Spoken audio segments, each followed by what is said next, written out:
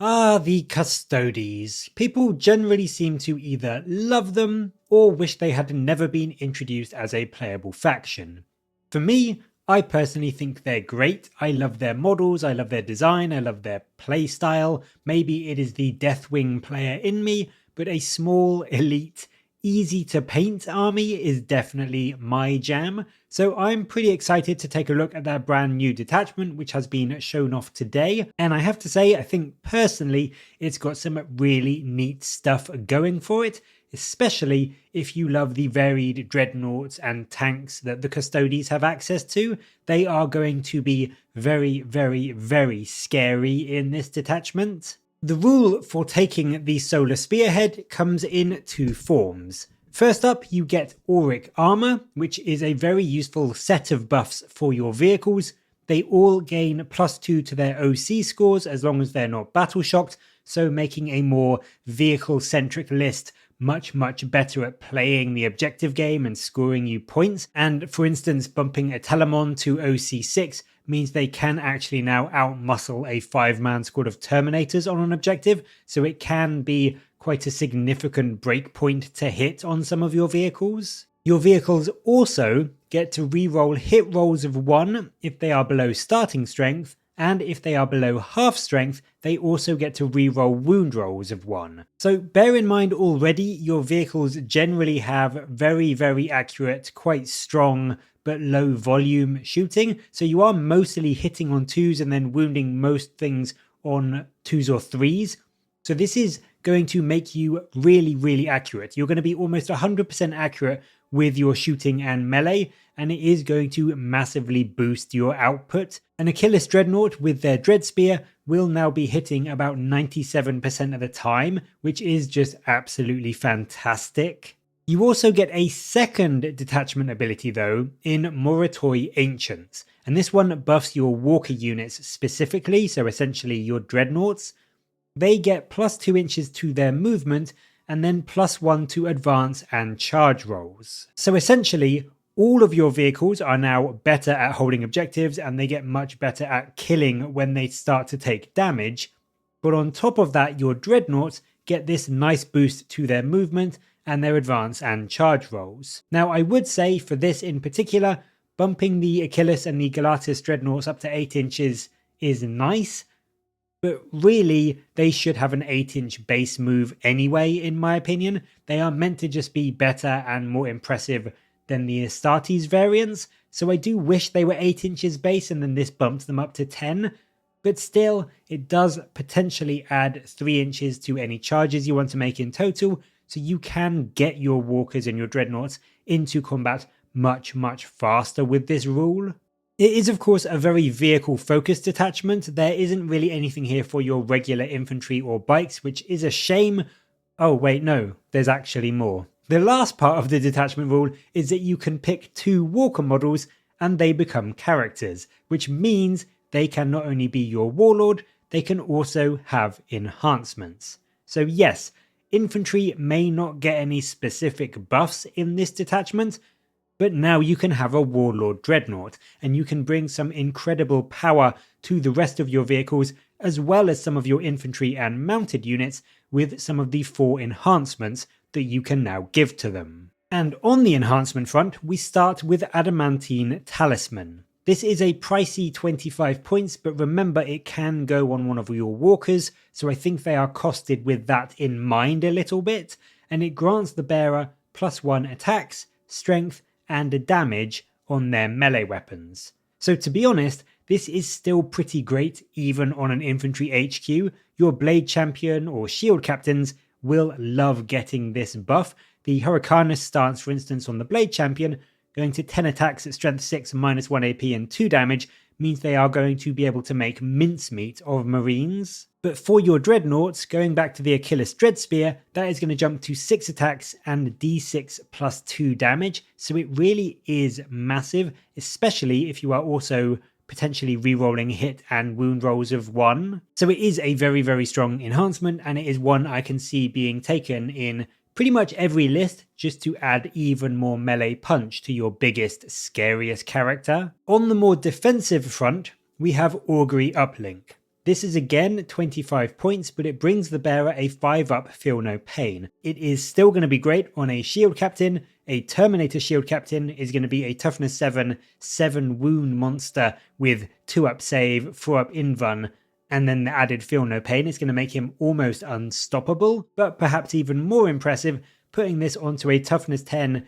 12 wound Telemon that also reduces incoming damage by 1, is going to mean you are going to have a Dreadnought that just will not die. It will take, on average, about 24 las cannon shots to down your Telemon with this enhancement, so it is a very, very good way to make a character Dreadnought that can just stomp around the board and feel pretty damn safe almost all game long. Honored Fallen is a cheaper enhancement. This one's at 15 points and it brings your character an aura which lets friendly infantry or mounted units within 6 inches reroll hit rolls of 1. Now this can only go on a vehicle, so it can only be one of your Dreadnought characters that can take this, but acting as a linchpin anchor unit to give out these crucial rerolls to any non-vehicle units around them can be quite a powerful bonus to bring, making even things like your line infantry as accurate as possible and helping to get rid of those annoying misses, which are such a pain when a lot of your army is hitting on 2s. Seeing those 1s is such an annoyance, so being able to re-roll them does make your army feel a lot more consistent and a lot more accurate. And then finally, we get the Veteran of the Cataphractoi. This is only 10 points, but this one, interestingly, can't go on a vehicle. It is infantry or mounted only, so it can only go on your Blade Champion or one of your various shield captains, but it lets you pick a vehicle in your movement phase within 6 inches of the bearer, and that vehicle can still shoot even if it's fallen back this turn. So it's arguably the least exciting of the bunch, but I think it is still very good because in an army like Custodes, where you've got such a low model count, having a vehicle tied down or locked up in combat can be very frustrating and really impact your game plan. So being able to pull them back and still contribute some shooting is a very, very welcome buff. Overall, it's a great set of enhancements. I think I can see a combination of any 3 of them being taken in most games. Bear in mind though, you can only have 2 of your Dreadnoughts become characters and take these, so whilst you can take 3 in a game, you can only put 2 of these onto your Dreadnoughts potentially. And so whilst Honored Fallen, for instance, is vehicles only, it does mean you can't take that and then put both the Augury Uplink and the Adamantine Talisman on 2 other walkers, so you are going to need to weigh up a bit which enhancement is going to be the best to take, which is going to be better put on a Dreadnought or on just a regular infantry or mounted character, and then maybe you decide that the 2 25-point enhancements are best to go on your Dreadnought, in which case you can't take Honored Fallen. So there is going to be a little bit of thinking about what you put where and what you take, but in general, any 3 of these 4 enhancements in any combination, I think can be quite potent. So they are all, I think, going to be used at some point in various games. On the stratagem front, there's a bit of a theme in these Grotmus detachments, but again, these are all really quite good, and they are all a very nice, cheap 1 command point. Flawless Construction is our first one. This is your pseudo-transhuman stratagem. In the enemy shooting or fight phase, you pick a vehicle unit from your army that was the target, and enemy attacks which are higher strength than your toughness are -1 to wound, so making that Telemon even more difficult to kill, and just generally adding a great level of durability to some of your key linchpin vehicles, which you will be taking in this detachment, so it's a very good strat to have on your already tough units. Unstoppable is in your movement phase. You get to pick a vehicle or a mounted unit from your army, and they get the rule where they can move through models and terrain that we've seen in the other Grotmus detachments. So once again, a really fantastic way to get your vehicles around the board with so much scenery on them, which can otherwise block up your movement lanes a bit, but also a really great way to keep some of your units safe and hidden until you need to move them out. And with that +2 inches to your movement and the bonus to your charge that your walkers get, this can make it very, very possible to do a surprise charge through a building into an enemy unit that may not have been expecting it. So in this detachment in particular, this is a very good rule. Emperor's Vengeance is in any fight phase. After the enemy has selected its target, you pick a Custodes unit that was picked as the target, and if a model in that unit was destroyed by your opponent, you roll a d6, and on a 4+ they can fight before you remove the model. So it is just a good fight on death stratagem. You do get +1 to that roll if the unit you have selected is a walker, so potentially getting a Telemon or an Achilles fighting on death on a 3+, which could be very nasty into an enemy that charged into you, and means you do have at least a fairly good chance of taking down that enemy unit, or at least killing a few models in the unit, even if you do get destroyed yourself. Next up, we have Relentless Persecution. This is put on a vehicle in your movement phase, and it lets you shoot after advancing, which is a great tool if you've moved up to maybe nab an objective. You can still put some fire downrange elsewhere on the board. However, if the unit you choose is a walker, you get charge after advancing as well as shooting. So something like a Telemon can now move 10 inches, advance d6 +1, still shoot all their weapons, and then still charge with +1 to the roll thanks to the detachment rule. Meaning on average, you have a 22 to 23 inch threat range, which is really, really scary, considering you can also yeet this guy through a wall with one of the other stratagems. Just in general, advance and charge is a great ability to have. It's always useful, no matter what army you're playing. But being able to put this onto a scary Dreadnought just makes it even better. And I think in this detachment, especially if you buff up your Dreadnought with something like the Adamantine Talisman, it is going to make them an absolute menace into almost any enemy unit. Wrathful Advance is also very handy. This one is done in the fight phase, but just before you pile in, you can pile in d3 +3 inches rather than just 3. So it's really handy if you need to get onto an objective, or maybe try and get another unit locked up in combat that was trying to avoid it.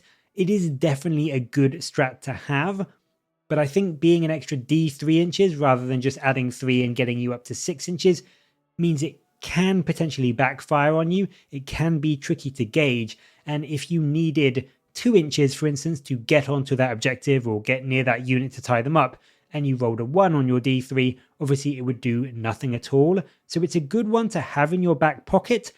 I just think it's potentially one of the less useful strats in this list.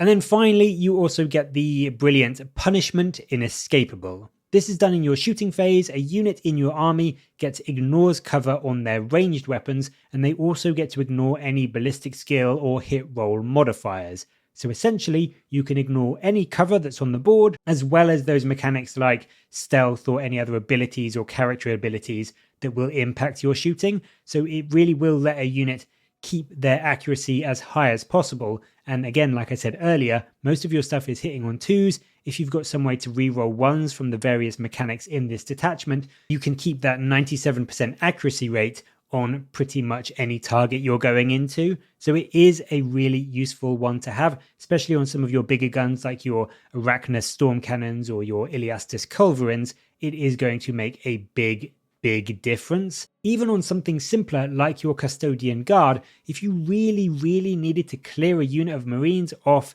some cover or near an objective or whatever, and maybe they had stealth from some mechanic or power or whatever, this could be really good for them as well. So don't forget that it can be used on anything. It isn't just vehicles, this one, because even just making 10 of the Custodian Guard bolter shots ignores cover and also ignore any sort of -1 to hit from stealth can actually mean you clear a unit off an objective compared to them having a couple of models left alive on it. So all in all, it is a solid set of stratagems. The only downside I can see is that you are going to be pretty starved for command points in this detachment because they are so good, and you don't have, I don't know the Custodes that well, but I don't think you have that many ways to really generate extra command points. I know you've got the shield captain, so you can get the one for -1 command point per battle round, but still you are going to have to prioritize what gets what buffs, because all of these stratagems can be really good and potentially game-changing in themselves, so they are all going to be getting a lot of use and wanting your attention a lot of the time. And that is it for the Solar Spearhead. It is of course very focused on vehicles, but if you like the Custodes vehicles and bringing a load of tanks and dreadnoughts could definitely be worth it over some of the other detachments. It really does make them fantastically strong. And I think if nothing else, it's going to be a really cool and interesting and thematic army to try out. But as always, what do you make of the detachment, and do you think you will be giving it a try? Let me know your thoughts down in the comments below, and as always, thank you very much for watching. Please do like and subscribe for more Warhammer content from me, but until next time, I'll catch you later guys.